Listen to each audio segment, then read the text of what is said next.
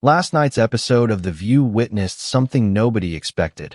Ricky Gervais returned to the show 6 months after his explosive walk-off, specifically requesting to appear when Sunny Hostin would be hosting alone. The British comedian didn't come for reconciliation. He came with receipts, recordings, and evidence that would destroy Sunny's credibility forever.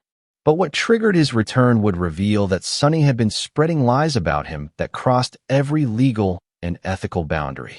The ABC studios were tense before taping even began. After Gervais's previous confrontation had exposed Sunny's discriminatory statements, she'd spent months trying to rehabilitate her image by claiming Gervais had manipulated and fabricated evidence. But Gervais had been building a legal case. A studio intern later revealed that Sunny had seemed nervous all morning, repeatedly asking security to be ready for anything. The other hosts were notably absent, having distanced themselves from Sunny after her previous exposure. Therefore, when Gervais walked onto the set at 11:05 that morning, it was essentially Sunny alone facing someone she'd gravely underestimated. The show opened with Sunny attempting to control the narrative immediately. Ricky Gervais asked to return, claiming he has something important to share. "I agreed because I believe in dialogue," she said to the camera, trying to position herself as reasonable. But her hands were visibly shaking as she held her notes. Gervais sat backstage watching the monitor with his lawyer beside him, a detail that would become significant later. When Sunny finally said, "Let's bring out Ricky Gervais," her voice cracked slightly.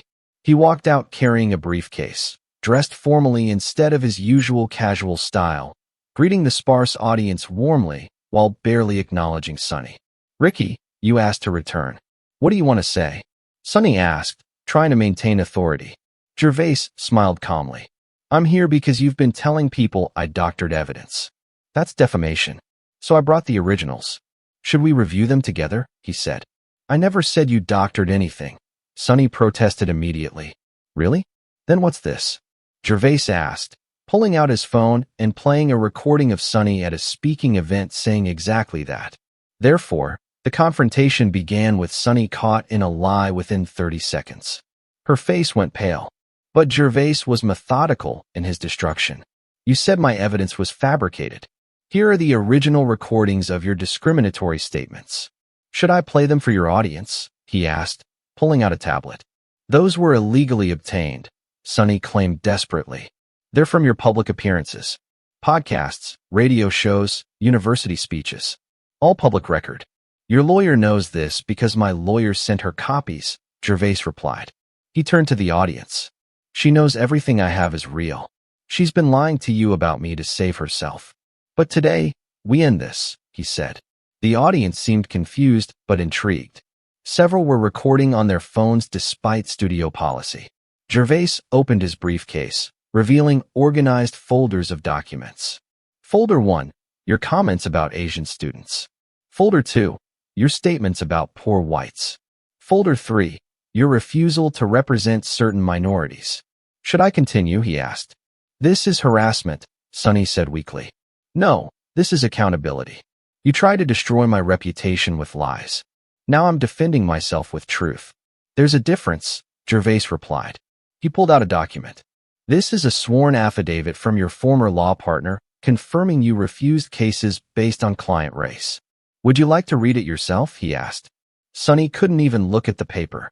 But Gervais had more devastating evidence. "You know what's interesting? After our last encounter, you went on 7 podcasts claiming I'm racist. But you never provided one example. Not one actual racist thing I've said. Because there aren't any," he said. "Your entire comedy special was problematic," Sunny protested. "Which part?" "Quote one racist joke. One actual racist statement. Not offensive, not edgy racist." "Go ahead, I'll wait," Gervais challenged. The silence stretched painfully.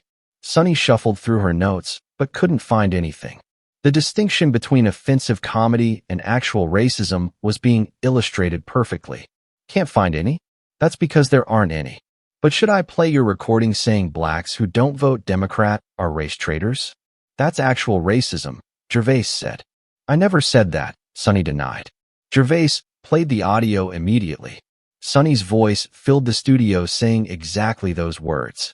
The audience gasped. Several black audience members looked furious. "You're destroying me," Sonny said, starting to cry. "No, you destroyed yourself. I'm just showing everyone what you did," Gervais replied without sympathy. The ultimatum was clear. Sonny looked at her producers off camera, but they seemed to have abandoned her. She was alone facing the consequences of her actions. I apologize," she said quietly. "Louder. To the camera. Tell your audience you lied about me," Gervais insisted. "I apologize to Ricky Gervais. I made statements about him that weren't true," Sonny said, her voice breaking. "What statements specifically?" Gervais pressed. "I said he doctored evidence." "He didn't." "I said he was racist." "He's not." "I said he promotes hate." "He doesn't," Sonny admitted. Each admission was agonizing for her, but cathartic for Gervais. The public vindication was complete. But he had one final point to make. "You know what the saddest part is, Sonny? You could have just disagreed with my comedy. That's fine. But you tried to destroy me personally. That's not criticism. It's cruelty," he said. He packed up his briefcase methodically. "I'm done here. But remember this moment. Remember that lies have consequences. Remember that truth eventually wins," he said. As he walked off, he turned back one last time. "Oh, and Sonny, my new special includes this entire story. It's called The View from the Truth. Thanks for the material," he said. The audience actually applauded as he left. Sonny sat alone, completely destroyed. The show cut to commercial immediately, but the damage was irreversible. Within minutes, #GervaisVictory was trending globally. Every revelation was being dissected. The Jewish heritage revelation particularly stunned people who'd believed Sonny's anti-Semitism claims. Legal experts analyzed the confrontation, noting that Gervais had built an airtight defamation case. Sonny's on-air apology was legally binding. She'd admitted to lying. ABC terminated Sonny's contract within hours. The legal liability she'd created was too massive. The View faced potential lawsuits from Gervais and others Sonny had defamed. Gervais released a simple statement. "I don't enjoy destroying people. But when someone lies about me repeatedly, I defend myself. Comedy is about truth." Sonny learned that today.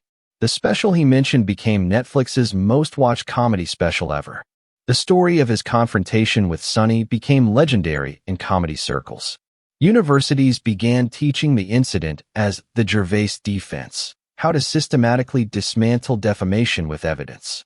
Law schools studied it as a masterclass in building a defamation case. Sonny Hostin never recovered professionally. She became unemployable in media. Her law license faced review. Her reputation was permanently destroyed. But the deeper impact was on cancel culture itself. Gervais had shown that false accusations could be fought with truth and evidence. That those attempting to cancel others could themselves be canceled by facts. Years later, Gervais would say, "Sonny Hostin tried to destroy me with lies. I destroyed her with truth. That's not revenge. That's justice." And it made a brilliant comedy special. The confrontation had lasted only 12 minutes. But its impact reshaped how public figures could defend themselves against false accusations. Gervais hadn't just won a personal victory. He'd won a victory for truth itself. And Sonny Hostin, who'd spent months lying about a comedian, learned that eventually, the truth comes back. And when it does, it doesn't come to negotiate. It comes to win.